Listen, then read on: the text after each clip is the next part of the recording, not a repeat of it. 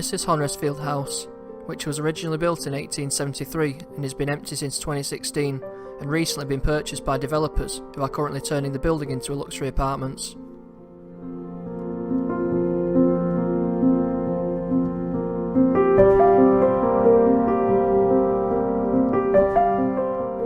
Today we take a look inside of what is left, and what work has been carried out so far, and its surroundings, and what its future holds.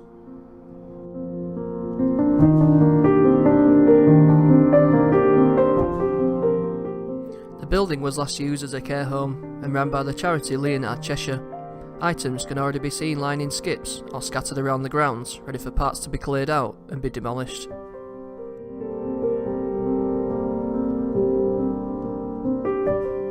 I think it's such a shame to see a care home close down, but having been bought by developers, it's good to see that work is being carried out and restored.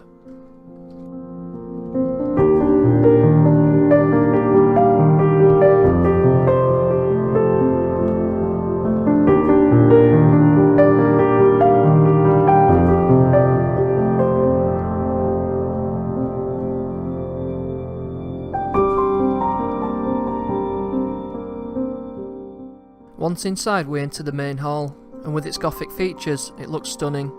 The hall had two doors on the right as you walked in, with a central fireplace in between, and its mosaic flooring to finish off its design.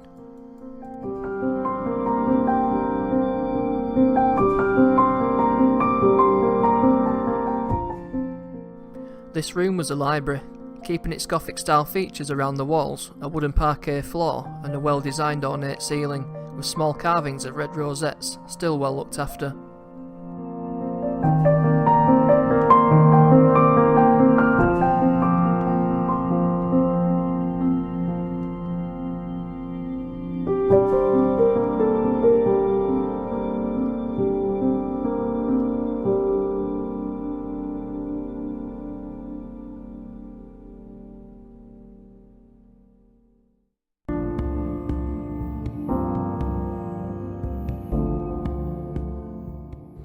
Another room we came across was again very similar in style, and we are led to believe this was last used as an office.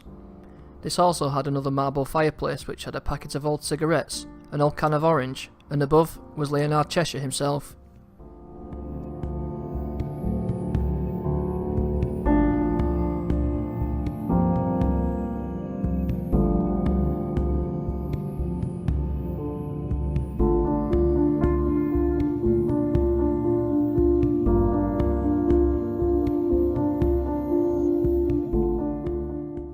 A few photos were also seen lying on some of the tables, but one that caught our eye the most was the old newspaper dating back to 1927.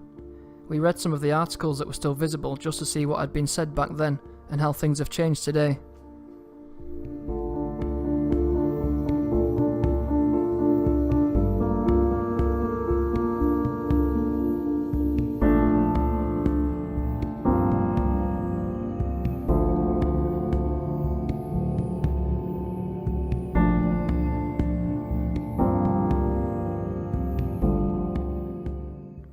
The building obviously hasn't always been a care home.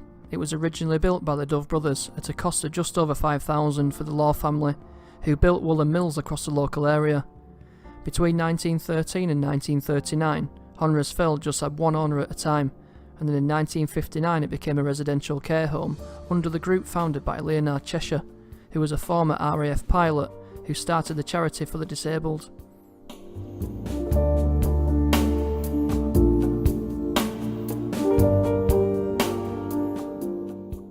The extensions added onto the building we're about to show were added in 1978, and then further extensions were added in the 1980s and the 1990s.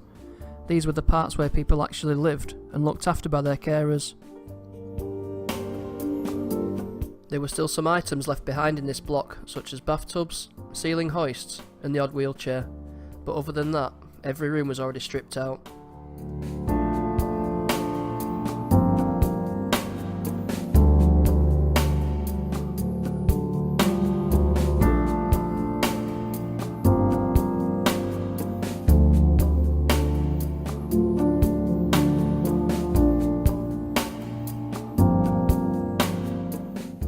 Some of the rooms had remaining postcards sent by relatives, and were dated 1995.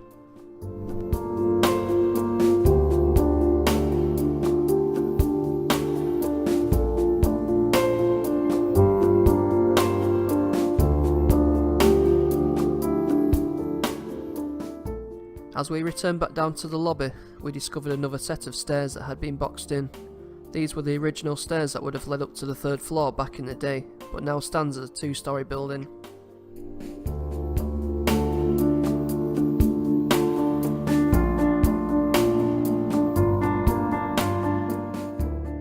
The building did have its own loft space and basements below, where we saw some old computers just left in storage.